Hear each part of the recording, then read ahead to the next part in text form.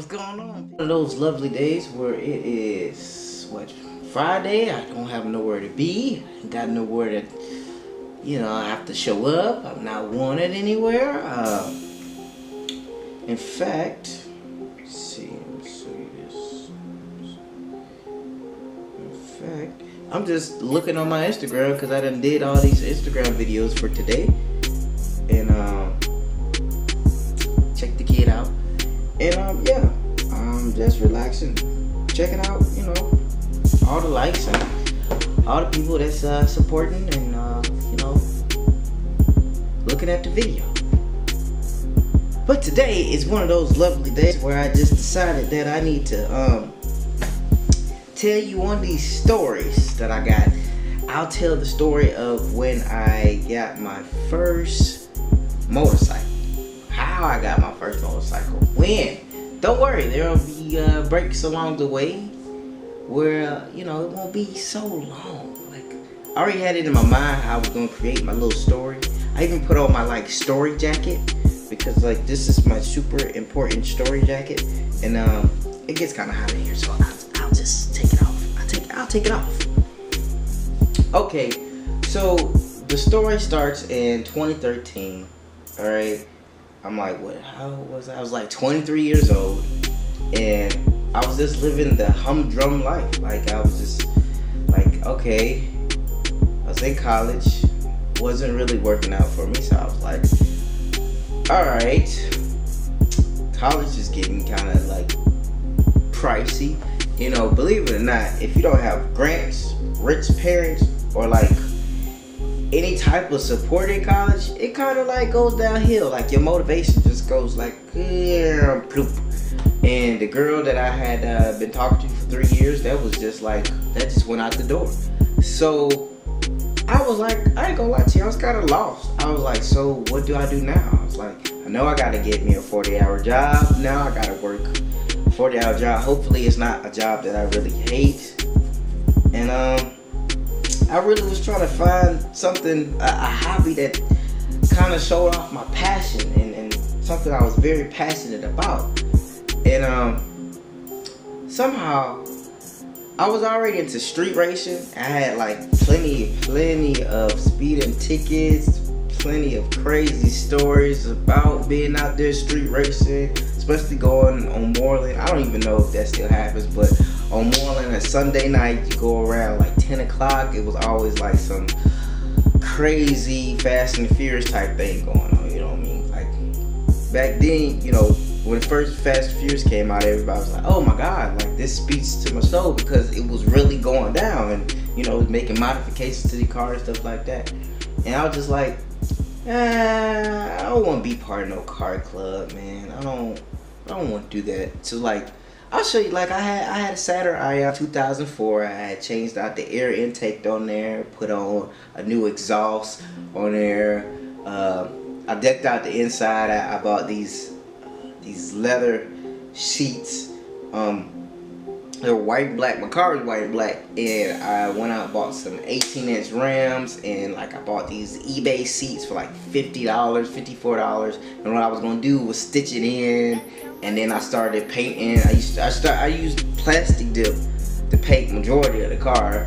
And then I went out and got graphics for it. I laid graphics on the side of the windows and all that stuff. And for the most part, I was really heavily into cars. I was just yeah. But I seen that hobby wasn't for me. You know what I mean? So I was I need to go faster, and I need to feel some adrenaline. And oh, oops, I don't want my camera to mess up. I needed some adrenaline. So it just so happens that's when motovlogging it wasn't really a thing. It's just they had people like Block Stars, which would show they were so them running from the police and them doing little stunts and stuff like that. And I was man, that's pretty crazy. That's pretty wild. I'm not really trying to run from the cops because I done already had my crazy stories doing all type of drag racing. So I was just yeah, I think motorcycles might be a cool thing though. I'm gonna look into it. And what was insane was I had never drove anything that had that was manual. So that right there was kind of like I'm not gonna lie to you, I kind of researched automatic bikes at one point, and yeah, so I was like, well, it's either I put up a setup for like 2 months, I locked myself into that room, and I just learned how to ride a motorcycle. So speed up the story a little bit more. It just so happens I had a coworker that worked, shout out Wild Child. She worked at my job. She had a R6, a purple R6, and everybody was like, yo, she rides motorcycles, she's crazy with it, like she really be out there. And I'm like, word, I gotta talk to her. Like I gotta really have a conversation with her, because like she knows stuff that I need to know. See, I'm not one person that just jump into something. I like to do a little research before I just throw myself totally in there. So I went, I met her, I said, yo, listen, I know you ride bikes and stuff, and I know bikers has got this whole secret society, and like they really don't like to talk to folks like openly about, you know, clubs, you know, where they meet up at, they don't like this. It's like a whole secret thing. Like I was like, so I don't really have an avenue to like pull up to some bikers and talk to them, because I don't know where y'all meet. I don't know where anybody go. Like drag racing, I seen cars all the time. I already knew where they were going to meet at. But bikes, I never seen bikes in my city. Mind you, I stay in Atlanta, so I was like, I was just talking to her. She was like, well, if you're really into bikes, you know, I got a homeboy that's selling bikes. Well, he's selling his bike. And I was like, word, okay, well, I'm gonna get back to you, because I wanted to make sure that buying a motorcycle was what I needed to do at that time, you know what I'm saying? And I got all my stuff in order, because I had already paid off my car. I was living in a nice little condo in Stone Mountain. It was like really nice, and I was like, okay, I can afford my condo, I can afford my car. Alright, let me go ahead and I'm gonna pull the trigger on this bike. So I told my homie, I said, yo, I'm ready, let's go get this bike. So she called her homeboy with the bike, and this is where stuff just goes crazy. This is why this story was one that I needed to tell. Like I really was like, bruh, like this is one of the ones, like it's insane. This is before I found out about Craigslist. I didn't know anything about Craigslist. I didn't know anything about Mountain Motorsports. I didn't know anything about WOW. I didn't know about any of those websites that sell motorcycles. I just went to my homegirl that's a biker, made a friend with a biker. She told me my homeboy selling the bike, and then she linked me up with her homeboy named Adam. Adam cool as heck. Shout out to Adam. I know I haven't really talked to Adam as much as I used to, man. I be like extra busy, but shout out to Adam. That's my dog. Adam fixes bikes. Like he was like a whole mechanic. So I was like, this would be great to bring my mechanic to, you know, the bike, so he could check it out, and we can like. So I got to know Adam. I got to talking to him and stuff. He's like, you want to buy a motorcycle? I'm like, yeah. He's like, what you know? And I'm like, not too much. I ain't never rode a motorcycle. My homegirl really is gonna have to take the motorcycle to where I'm storing the bike, because I can't even store the bike at my condo because it's actually not in the safest neighborhood. And plus, I wanted it to be garage kept at the first couple days of owning it. I wanted to put it in the garage and take it out, bring it back, take it out, bring it back, until I could like figure out how to really ride it. So yeah, so she called her homeboy. I didn't even really talk to her homeboy. She called him, and he was at work, and we went to meet up with him at work. So like he cut hair, he was a barber. So I go in there, I'm like, yo, who's selling a motorcycle in here? And you know, this dude was like, I'm selling my bike. You such and such? I'm like, yeah, that's my homie. she called you because I need to buy this bike. So he's like, alright, cool, just let me cut this hair, let me get this guy's haircut, and I'm gonna go ahead and take you where the bike at. So I'm like, okay, cool. Now, mind you, we never discussed no prices or nothing, so I really was just like, hopefully I got enough for this bike, because at this point, I like I said, I didn't know anything about pricing on bikes either, so I was just like, oh golly, I hope this is not astronomical, because I know motorcycles gotta cost a lot of money, because that's all I know. I know, like, people buy motorcycles and they're able to leave like Ferraris, Lamborghinis and stuff, so I never thought like, I thought motorcycles would be cheap. No, I didn't. I really thought motorcycles would cost a lot of money. So, he said, yeah, just give me a couple minutes. So I went outside, I sat in the car, and my homeboy Adam, he was sitting in the car, and he was like, hey man, you want some of this dang on moon sign? I'm like, moon sign? No, I don't want no moon sign. And like 5 minutes until I was sitting there, I got my other homegirl in the car, and she like, you hear that? And I look over and I'm like, what you talking about? She like, do you hear that? I hear bikes. And I was like, I don't hear no bikes. And then 2 bikes come flying up to the barbershop. Like, they were, one of them jumped off the bike so fast, I don't even think the bike was completely off. He jumped off the bike and went in the barbershop. My milkshake brings all the girls to the yard, and they like, it's better than yours. It's better than yours. I can teach you, but I have to teach you.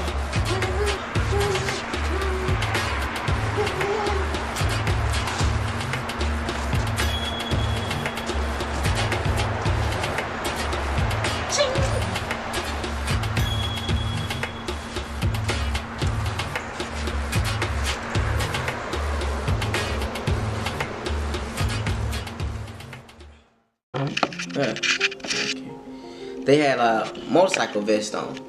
So this is my first interaction with any motorcycle club, period. I was just like, oh man, what did you get me into? Like, I looked over at my homegirl and said, what did you get me into? She was like, I don't know what's going on right now. I just know he was selling his bike.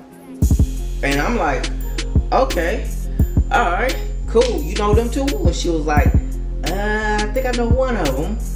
And I was like, so me being who I am, I rolled down my window, which I got like manual windows, so I was just like, what up guys? Roll the window back up. Like one of them, he looked over at me, he's like, so you selling your bike to this guy? And then the dude came out the barbershop after he finished cutting hair, and he's like, alright, let's go y'all. And the 2 motorcycles cranked up the motors, the dude went to his car, cranked it up. We go to the light. As soon as we get to the light, dude on what the guy that was going off about him selling his motorcycle, he did a burnout right there, and I was like, whoa man, this is like some real bike life stuff. Like I just feel like this is, whoa man, I can't believe this. This is crazy. So they take us to his house.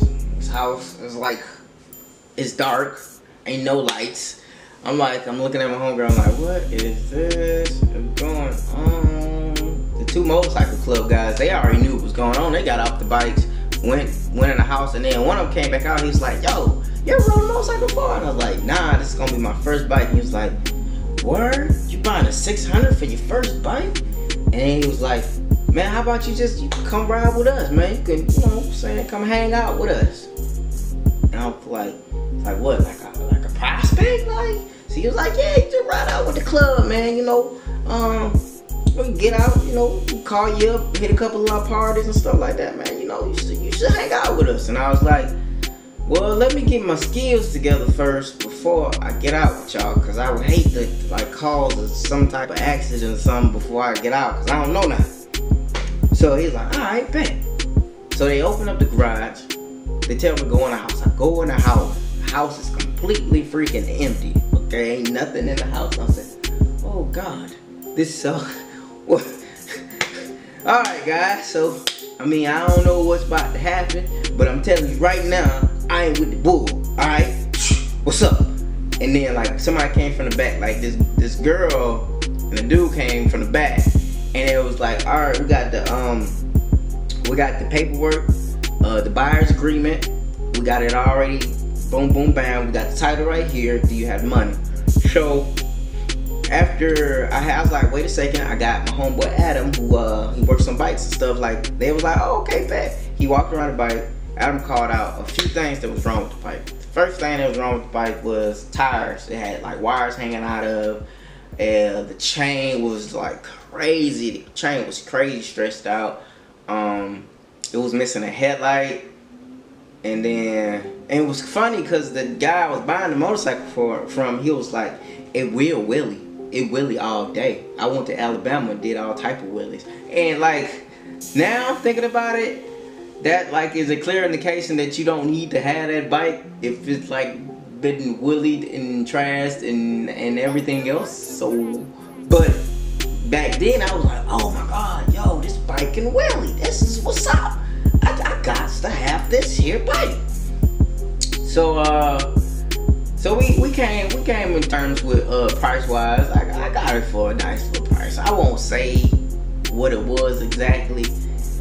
I just know I got me a good deal on like a very, very used bike. Cause like I had already saved up enough money, cause I didn't know what I was getting into. So I saved up enough money to fix whatever was wrong with the bike. I figured that I would need like a couple $100 to fix everything that was wrong. Cause I wanted to I was like, if it's used, I want to put new brakes on it. I want to put a new chain on it. I want to put new tires on it. That's just off the bat. That's just how I am with anything that I get into. Like cars, I gotta make sure I got the whole works on there before I can be like, I am happy. I can do what I need to do. Because if you know me, I can drive my butt off and I can ride a motorcycle like Noah. So the guy was like, all right, man, take it easy. I got my homegirl. I was like, yo, just you know, start the bike up. Let's see. And they started it up, and like when they started that bike up, I really was like, oh my Jesus, I got to have this bike. Like I'm not leaving here without that bike, boy. I'm not going nowhere. That is my bike. So once we had that down pat and they cranked it up and stuff, my homegirl like went down the driveway a little bit. I was like, I cannot believe I bought a motorcycle. I can't believe I bought a motorcycle. That was the best feeling that I've ever had my whole entire life. Like it sucked to see my homegirl have to take the bike that I just bought to the place, to the garage. But to see it, I just felt like, oh my god, bro, this is my bike. Like, it's hard to explain to anybody else, like even with buying cars, whatever, but when you buy your first bike and you looking at it, you first off, you like, I'm gonna be on 2 wheels. And at that time I had already did the research. I already knew that bike could do 156, and I was like, dude, I have never went past probably at that time the fastest I ever went had to be like 120. And I was in my Saturn, and that's because I was beating on it like crazy. But this bike was just a whole beast of nastiness. So you know, yeah, that was his own thing, man. I recommend that if anybody decides to go get a bike, make sure you got a mechanic and make sure you buying it from some real people. I don't know if you should buy it from a biker like that. I mean, for me, it was at the time that was like the best thing smoking, man. They kept it real with me, because he could have lied about doing wheelies and stuff. There was no oil leaks. He told me that the motor was rebuilt, which I had no idea what that meant. Shout out to my boy Zach Performance, because he ended up telling me like, yo, I know this bike. When he went to go put brakes and chains and stuff on it, he was like, yo, I know this bike. I rebuilt this motor myself. I know everything about this motor. And I was like, bet, that's great. So anything that's wrong with it, you know how to fix it. Great. That's woo. Yeah, but yeah. First off, if anybody ever tell you they wheelie the bike, don't get it. Don't get that bike unless you plan on wheeling it. Yeah. But it's your boy, Mr. 20 West, with another amazing story. I just wanted to drop that, man. I don't even know if my camera really picked up on it. This is my first ever vlog on this here camera. Wait, nope, it's my second because I did a product review using this camera, but this is my first doing it by myself. I don't have nobody behind the camera. Hopefully it turns out great. It's your boys, Mr. 20 West, out.